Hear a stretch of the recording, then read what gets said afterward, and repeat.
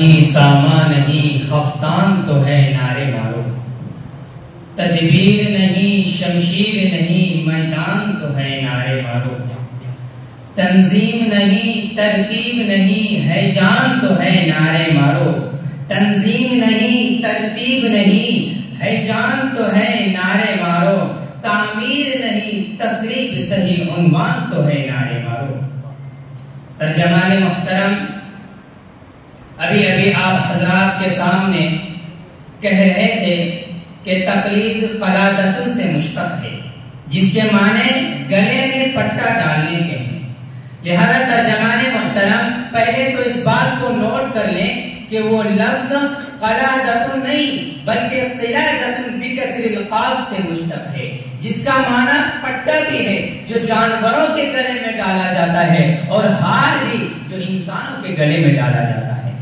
نیز صحیح بخاری جلدہ نمبر 2 صفحہ نمبر 874 میں حضرت عائشہ کہتی ہیں حلقت قلادۃ لاسماء کہ حضرت اسماء رضی اللہ تعالی عنہ کا ہار گم ہو گیا۔ حجت اللہ فی الارض رئیس المناظرین حضرت مولانا امین صفدر صاحب نور اللہ مرقدہ فرمایا کرتے تھے کہ تقلید قلادۃ سے مشتق ہے، اگر جانور کے گلے میں ہو تو پٹا اور اگر انسان کے گلے میں ہو تو ہار کہلاتا ہے۔ اب جانوروں والا معنی کرتے ہیں اور انسانوں والا پسند اپنی اپنی نظر اپنی اپنی۔ الحمد لله الذي أعلى منزلة المؤمنين بكريم خطابه ورفع درجة العالمين بمعاني كتابه وخص المستنبطين منهم بمزيد الإصابة وثبابه، والصلاة على النبي وأصحابه والسلام على أبي حنيفة وأحبابه، أما بعد۔ سامعین محترم اور معزز علماء اعظام، الحمدللہ اہل سنت والجماعت کا اجماع ہے کہ ائمہ اربعہ منعم علیہم میں شامل ہیں، ان کی رہنمائی میں چلنا ہی صراط مستقیم ہے۔ جو شیطان کے چہرے ان سے کٹ کر مغضوبین اور ظالمین میں جا ملے ہیں، وہ ساری امت کے خلاف پہ جھوٹ بکتے ہیں کہ ائمہ اربعہ خدا و رسول کی راہ پر چلانے والے نہیں بلکہ ان سے ہٹانے والے ہیں۔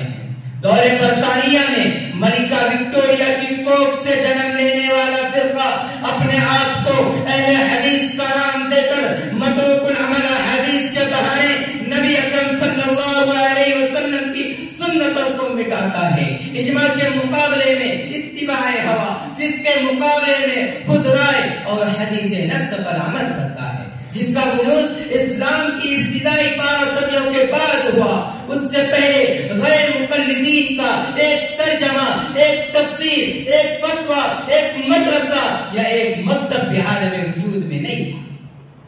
حضرات گرامی، مسائل شرعیہ غیر واحدہ کی 5 قسمیں ہیں۔ نمبر 1 مسائل منسوسہ، نمبر 2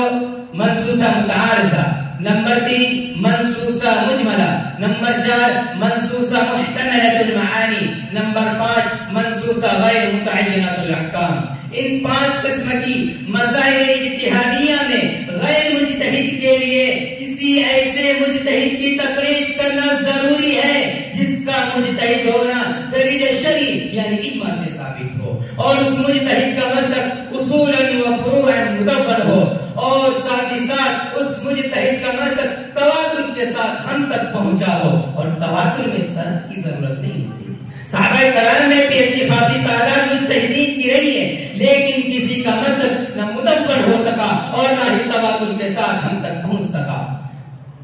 لہذا پوری امت مسلمہ اس بات کو تسلیم کرتی ہے کہ ائمہ اربعہ کا مسلک اصولا و فروعا مدون ہے اور عالم اسلام میں مقبول بھی۔ لہذا جس شخص کے دیار میں جس امام کا مسلک تواتر کے ساتھ پہنچے اس کی تقلید کرنے میں ہی خیر ہے، اور الحمدللہ ہمارے دیار میں سیدنا امام اعظم نعمان بن ثابت رحمہ اللہ کا مسلک مرتب ہو کر رائج ہے، اور کسی مجتہد کی دلیل بات کو بلا مطالبہ دلیل ماننا تقلید کہلاتا ہے، جس کا ثبوت خیر القرون میں بھی موجود ہے۔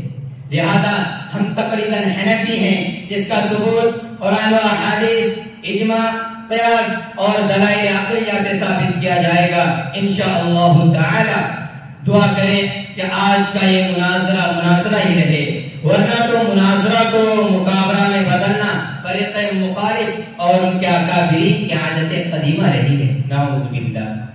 اب میں بلا کسی تاخیر کے تقلید کے ثبوت اور اس کے ممدوح ہونے پر دلیل پیش کرنے کے لیے دلائل اجتہاد و استنباط کے شہسوار، دلائل کے بے مثال حضرت مولانا شاہ بدرپور نوی صاحب حنفی کو مدعو کرتا ہوں کہ وہ تشریف لائے۔